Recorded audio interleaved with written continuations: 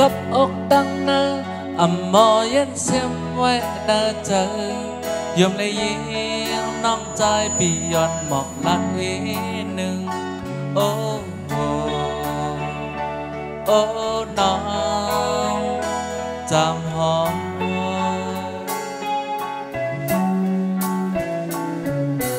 ngâu hắc đăng bên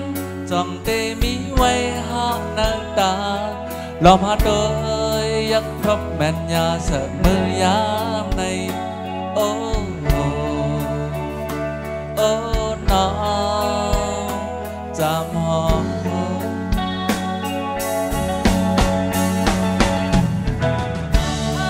cõi bay đêm thôn nó cất nhẹ mô hàng ly nở mắt dòng đi trái đông nước ẩm khờ bên lẽ nong ơi bị chờ lâm oan khoang buồn ta bị gió hắc nữ sư ô bị gió hắc nong chạm hò ô bị hò hắc nong chạm hò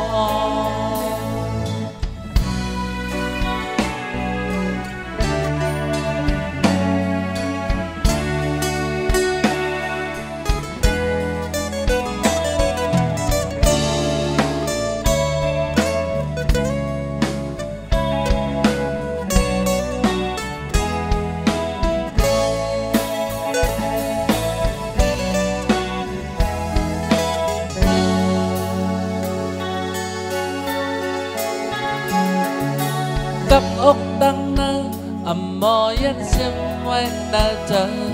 yếm lấy yên nong trai bì yon mọc lát ý nưng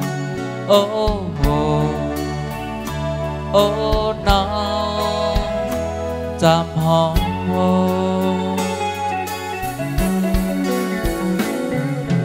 ngâu hắc đăng bên trong tê mi quay họ nơ ta lòng hát đôi giấc thốc mẹn nhà sợ mơ giám này ô nó chạm hò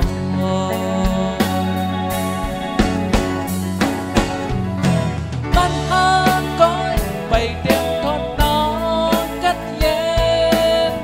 mô hàng ly nở mắt dòng đi trái đông nước ẩm khờ bên lẽ nắng ơi bị giờ làm oan khoang buồn ta bị gió hắc nữ sư ô bị gió hắc nong chạm hò ô bị hò hắc nong chạm hò ô bị hò hắc